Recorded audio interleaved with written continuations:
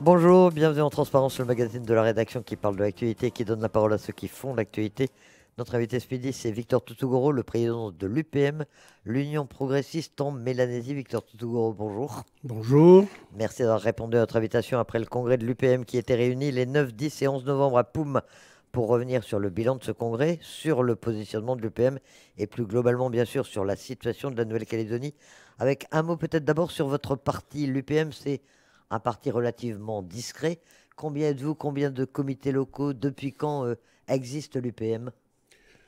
Alors, l'UPM a été fondée en 1974 par une scission de l'Union multiraciale à l'époque qui a fait le le FULC, hein, je cherchais le terme, Front Uni de Libération Kanak, le FULC de Yann Tseléné Ouregei, et donc l'Union progressiste multiraciale à l'époque de Louis Tamaï, de Edmond Criaille, Jean-Marie Laurent et d'autres. Hein. Alors l'Union multiraciale, elle était déjà une scission de l'Union calédonienne. Déjà, mais en tout cas, vous êtes aussi l'un des partis fondateurs du FLNKS en 1984. Et il y a plusieurs années, vous êtes rapproché du PALICA pour former l'UNI, l'Union nationale pour l'indépendance. C'était déjà une prise de distance vis-à-vis du FLNKS? Alors oui, effectivement, on a rejoint à l'occasion des élections provinciales de 2004. Donc on a rejoint la liste unie, hein, la plateforme unie, parce que jusque-là, c'était essentiellement une plateforme électorale. Et effectivement, pour des raisons je vais dire, de facilité dans le travail, hein, avec les camarades du Palika. Donc on a rejoint pour faire ensemble l'UNI depuis jusqu'à aujourd'hui, oui. L'UNI, qui, on va en parler, retrouve une nouvelle vigueur aujourd'hui, parce que si on en vient à la situation actuelle, il y a 6 mois maintenant qu'ont débuté les violences insurrectionnelles du 13 mai. Vous, comment vous les expliquez? Quelles en sont les raisons selon vous? Qu'est-ce qui s'est passé? Alors je crois que l'erreur, c'est ce qu'on se dit aujourd'hui, hein. L'erreur, ça a été de sortir la question de l'électorat, hein, du corps électoral, de le sortir de l'accord global. Hein. Et donc, il y a une partie donc, de la mouvance indépendantiste qui s'est cristallisée, hein, sur l'idée de passage en force, et qui a fait que finalement on en est arrivé là, même si nous étions une autre partie du front à dire qu'il faut au contraire, continuer à en discuter et essayer de le ramener dans un accord global. Donc on n'a pas été suivi. L'idée de passage en force du gouvernement, notamment du ministre de l'Intérieur, Darmanin, a prévalu. Et donc, finalement, on a été un peu surpris par l'ampleur des débordements et le caractère des débordements, des actions qui ont suivi. Vous Et donc, n'aviez pas vu cette émergence de la CCAT qui existait depuis plusieurs mois déjà quand c'est arrivé au mois de mai? alors personnellement, moi je n'ai j'ai pas analysé les choses d'une telle manière. Je pensais à une mobilisation, oui, une forte mobilisation pour porter l'équipe de négociation du FLNKS. Mais effectivement, je n'ai pas vu l'exaspération qu'il y avait derrière et qui a conduit aux actions qu'on a connues et qui ensuite, par effet d'entraînement, ça s'est amplifié. Ce sont des violences que vous avez, que l'UPM et l'UNI d'ailleurs ont tout de suite condamnées. Enfin, très vite condamnées. Tout à fait, tout à fait. On a condamné parce que, je le redis, hein, l'UPM d'abord est un parti progressiste.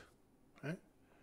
Progressiste, on veut le progrès dans toutes ses dimensions, progrès politique, progrès social, progrès économique. D'ailleurs, l'UPM, à sa création, voulait d'abord une souveraineté économique.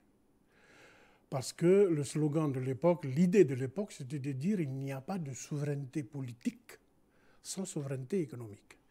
C'est pour ça que pendant longtemps, l'UPM a été dans le développement économique, hein, notamment dans nos tribus sur les terres reprises dans le cadre de la réforme foncière.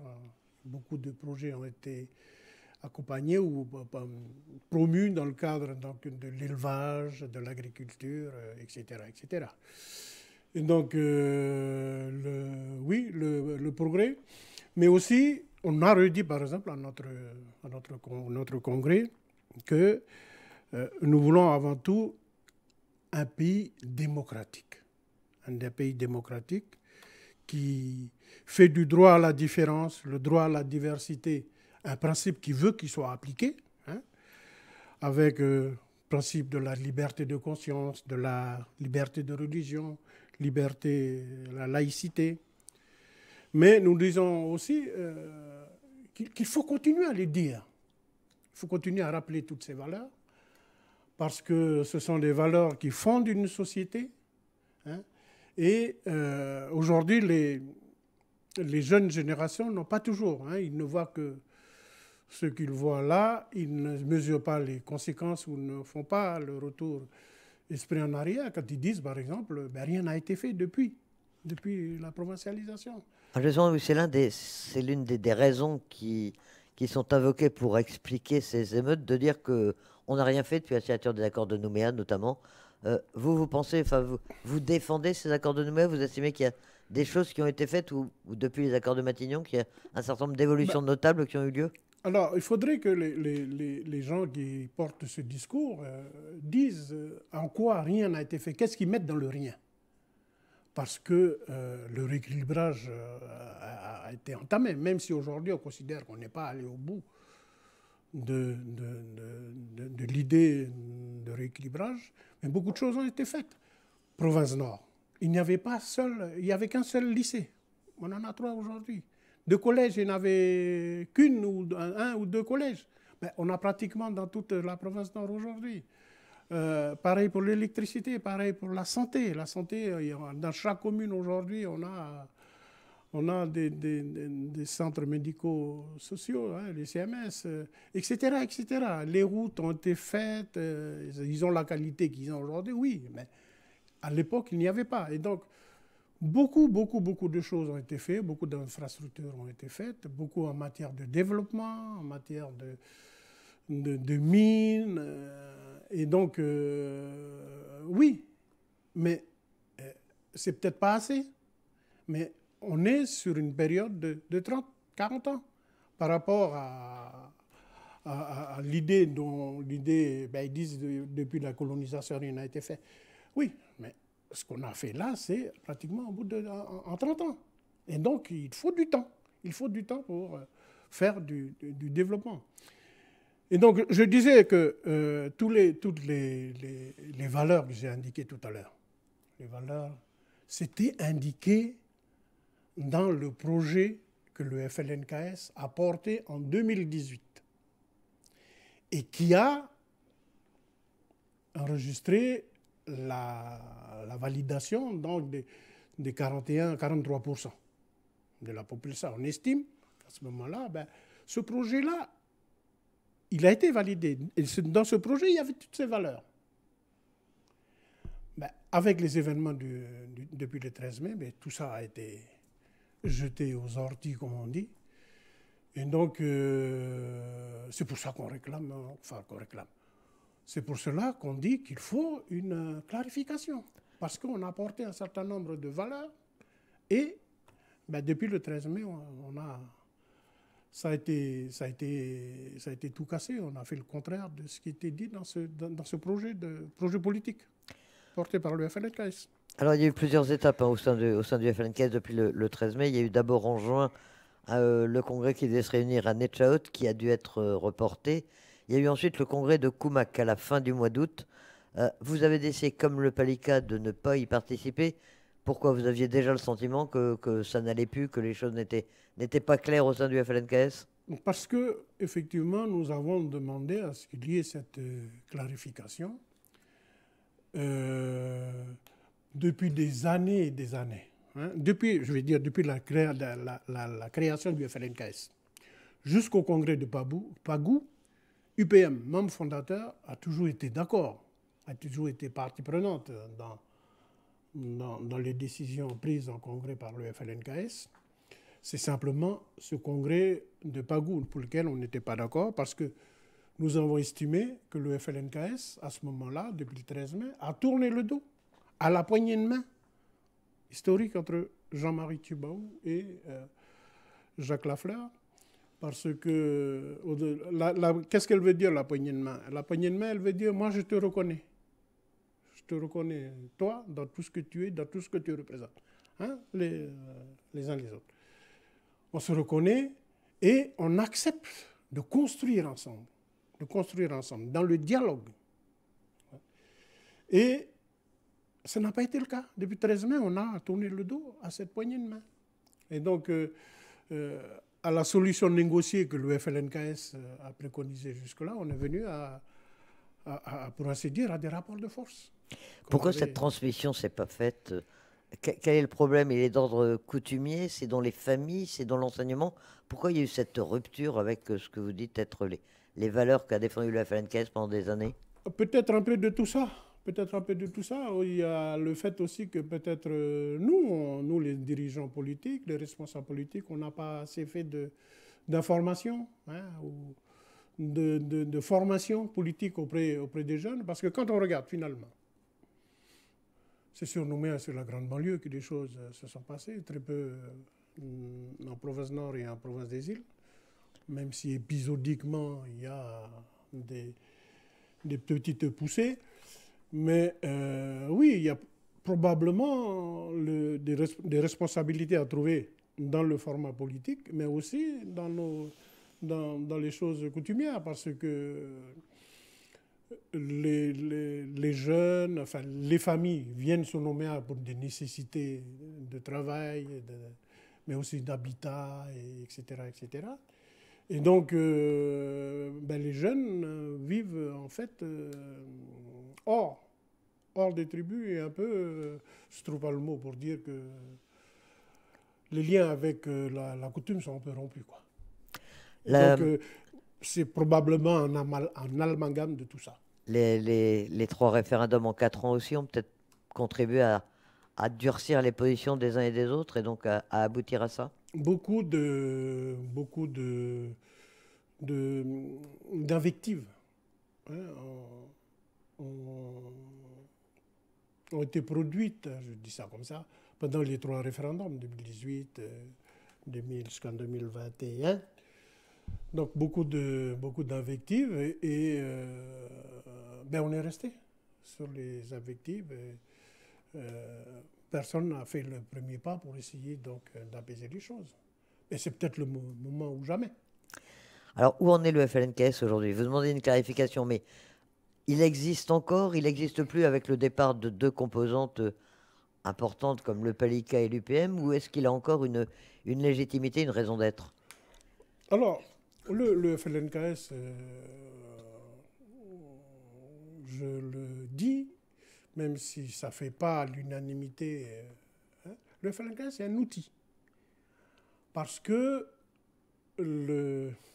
l'idée d'indépendance, là, ou la revendication d'indépendance, on va dire ça comme ça, même si aujourd'hui, ce n'est plus une revendication parce qu'elle est connue au-delà de nos frontières. C'est individuellement les gens qui la portent. Ce n'est pas le FLNKS. Le FLNKS n'est qu'un outil qu'on se donne pour faire le travail ensemble. Et donc, à partir du moment où il y a d'autres organisations qui sont là, hein, l'Union calédonienne, le RDO, qui porte une grande part de responsabilité dans les choses où on en est arrivé là, le RDO, et les autres composantes sont toujours dans le FLNKS. Hein, et donc, c'est à eux de faire fonctionner ce FLNKS aujourd'hui. Nous, on a dit, parce qu'on n'est pas d'accord sur les décisions qui ont été prises à Koumak, on n'est pas d'accord déjà sur le fait que le congrès s'est réunie alors que deux des composantes n'étaient pas présents. Hein. Donc on n'a jamais fait jusque-là, en 30 ans ou 40 ans d'histoire du FLNKS. Et donc on a décidé de se mettre un peu en retrait. La nomination de Christian Théin comme président du FLNKS? Ça fait partie du tout. Et donc on ne pouvait accepter. Et donc on a décidé de se mettre en retrait un peu. On fait bien la différence entre le fonctionnement du FLNKS habituel au jour le jour. Et c'est essentiellement le portage du travail de relations extérieures des indépendantistes. C'est essentiellement cela. Hein. Mais nous avons décidé donc de nous mettre en retrait, de ne pas participer, et donc de nous organiser en interne pour continuer à porter le combat pour lequel on y croit depuis un moment déjà, c'est de dire on veut l'indépendance en partenariat, on veut construire avec toutes les composantes de la Nouvelle-Calédonie, du pays de Nouvelle-Calédonie, on veut construire le pays nouveau de demain avec tous les citoyens du pays. Et c'est ensemble qu'il faudra qu'on aille chercher la solution.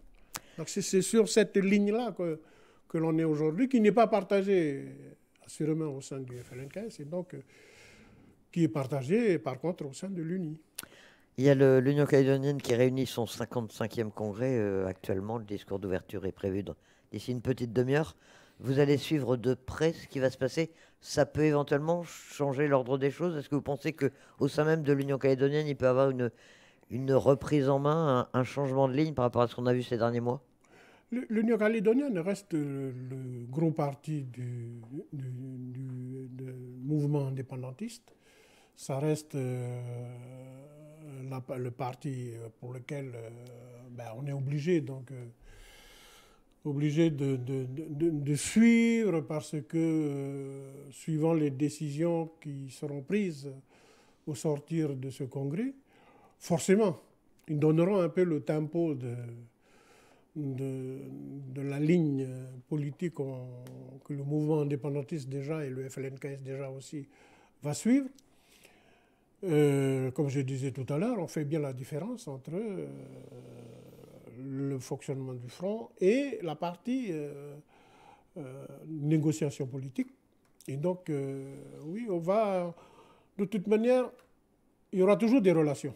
Hein, parce que comme nous avons décidé de poursuivre la discussion sur le format de Union nationale pour l'indépendance, et forcément, il y aura des rapprochements par rapport à ces négociations politiques, des rapprochements entre UNI et UC FLNKS pour le portage de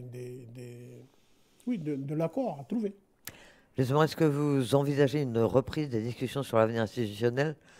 Alors, il y a deux temps. Ça peut être une décision de l'État de convoquer les responsables politiques calédoniens, ou ça peut être les élus calédoniens entre eux qui reprennent les discussions qu'ils avaient eues il y a quelques mois. Quelle est la solution qui vous paraît la plus jouable? Laquelle est possible? Alors, effectivement, c'est l'État qui a la main aujourd'hui. Hein, c'est l'État qui a la main dans la reprise de négociations, sous la définition du format, et donc dans le calendrier, même si on sait à peu près le tempo, le calendrier dans lequel on va évoluer. Si on s'en tient aux élections provinciales en novembre 2025, le rétro-planning nous fait chercher un accord politique fin mars. Et donc, oui, nous continuons à nous organiser. Hein. La classe politique locale s'est déjà réunie cette semaine pour faire... ce n'est pas la classe politique, c'est les équipes de négociation de chaque parti s'est réuni. Y compris l'Union calédonienne, tous les partis étaient représentés. L'Union calédonienne était absent. Mais donc c'est pour cela que l'UNI a demandé à ce que on puisse attendre le congrès de l'Union calédonienne pour qu'au sortir de l'Union calédonienne, on puisse continuer le travail. Mais c'est essentiellement un travail de synthèse de tout ce qui a été dit et fait jusque-là. Donc on a essayé de rassembler cette synthèse-là un peu dans la perspective des prochaines discussions. Parce qu'on dit qu'avant le déclenchement des émeutes, début mai, il y avait un accord qui était pratiquement prêt. Est-ce que vous confirmez, est-ce que vous avez vraiment avancé sur beaucoup de points? Alors, essentiellement, avant mai, c'est essentiellement sur, je vais dire, les aspects annexes. Hein. C'est l'organisation des institutions, c'est la compétence des institutions. Mais on n'a pas avancé, ou on a retardé un peu jusque-là, les aspects essentiels, c'est la sortie de l'accord. Quelle sortie d'accord, dans combien de temps, dans la durée, et quel corps électoral. Et donc, ce sont les choses. Là, on s'est mis d'accord pour dire oui, il faut reprendre donc la discussion sur le corps électoral, mais il faut il faut l'inclure dans un accord global, équilibré. Et donc voilà. Voilà où on en est aujourd'hui. On attend que l'État sonne le retour à la table. Sur l'organisation des institutions, c'est quand même pas anodin non plus. Alors on sait que les loyalistes souhaitent les loyalistes au sens large, les partisans de la France semblent s'orienter aujourd'hui vers une plus grande compétence aux provinces, un retour à ce qui existait dans les accords de Matignon. Ils parlent de fédéralisme interne ou de fédération territoriale. C'est des points sur lesquels il peut y avoir un accord avec les indépendantistes? Pour le moment, nous, les indépendantistes, on reste sur le plancher pour nous constitue l'accord de Nouméa. Ouais. Et donc, forcément, on va discuter à partir de ce plancher, des aspects des uns et des autres que l'on porte. Je note quand même que ça ne fait pas quand même l'unanimité hein, en face de nous, là.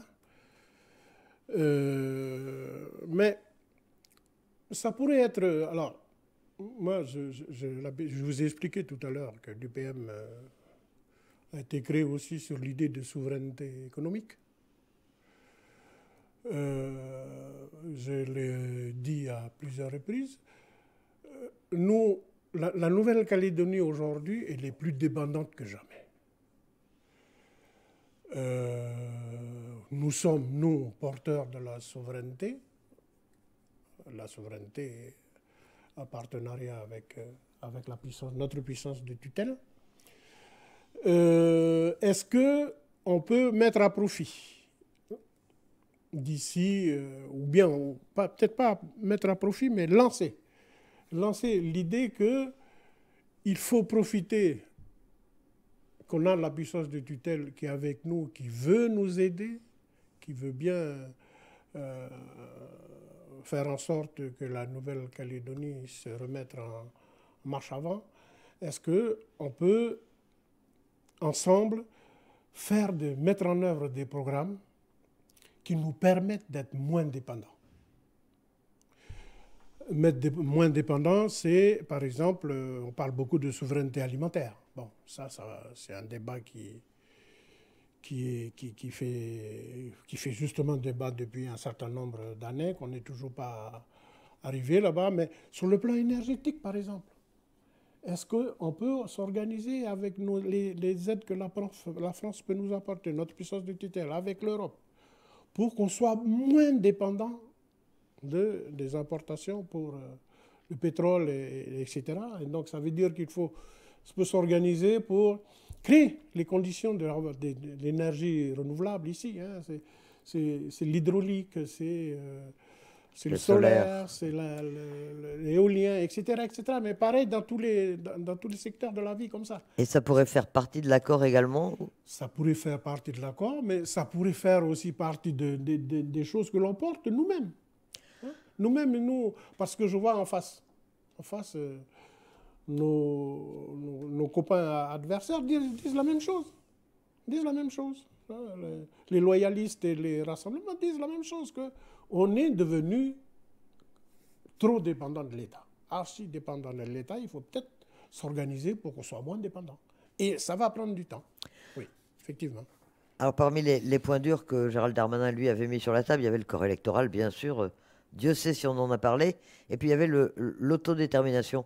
Est-ce que ça, c'est un point également dont vous parlez dans les discussions? Et quelles sont les propositions qui On sont sur a, la table? on a commencé à y réfléchir, à en parler. Et donc, il y a deux propositions sur la table. C'est la durée de 2 générations et la durée de 10 ans. Donc, on va discuter à partir de ça. Hein. On va discuter à partir de ces positions. Et donc, oui, à la sortie, il faudra que ça fasse partie d'un accord, Mais politique. c'est un référendum d'autodétermination ou c'est un référendum de projet? Alors, la version 4 du document Martyr proposait ça. Et donc, nous, l'Union nationale, on est d'accord sur cette vision des choses pour dire il faut peut-être qu'on arrête de proposer des référendums d'autodétermination, mais passer au stade de référendum de projet. Hein. Le référendum d'autodétermination, on a vu, ça a clivé, ça nous a amené au bord de la guerre civile. Et l'idée donc de référendum de projet va amener une autre mentalité, une autre manière de travailler. Et donc, on sera un peu plus dans l'apaisement. Et on a besoin d'apaisement aujourd'hui, au sortir de la crise qu'on connaît depuis le 13 mai. Parce qu'il faut reconstruire le pays, il faut reconstruire économiquement, mais il faut reconstruire aussi mentalement. Hein, donc auprès de la population, auprès des jeunes, etc. Donc oui. Vous parliez d'un rétroplanning avec un accord fin mars. Très franchement, est-ce que ça vous paraît possible? On est fin novembre. Je pense qu'il y a de la bonne volonté aujourd'hui, hein, pour avoir côtoyé tous les négociateurs de tous les groupes politiques en début de semaine. Il y a une réelle volonté d'arriver à un accord politique, de se donner le temps d'ici mars. Malheureusement, les copains de l'Union canadienne n'étaient pas là, et donc on a dû surseoir un peu. C'est pour ça que je vous disais tout à l'heure qu'on va scruter donc, leur congrès, les décisions de leur congrès, justement pour reprendre les premières discussions qu'on a entre nous ici la semaine prochaine. Eh bien, ce sont des choses que nous suivrons bien sûr de très près. Merci Victor Tsoutougoro, président de l'UPM, d'avoir été notre invité dans ce magazine Transparence. Merci aux auditeurs de m'avoir subi.